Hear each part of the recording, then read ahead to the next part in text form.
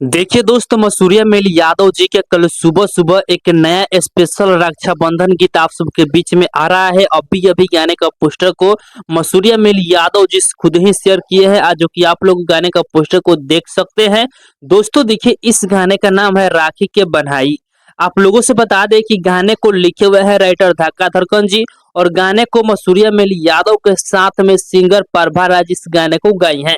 गाने में यदि म्यूजिक की बात किया जाए तो इस गाने म्यूजिक बनाए हैं आर्या शर्मा जी, जो कि इस गाना को कल ही के दिन, जी हाँ कल ही के दिन इस गाना को जो है मसूरिया मिल ऑफिशियल के यूट्यूब चैनल पर रिलीज किया जा रहा है।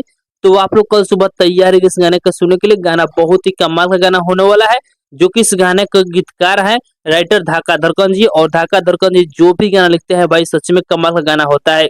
तो आप लोग कल सुबह तैयार है इस गाने को सुनने के लिए मसूरिया मिल ऑफिशियल के यूट्यूब चैनल पर।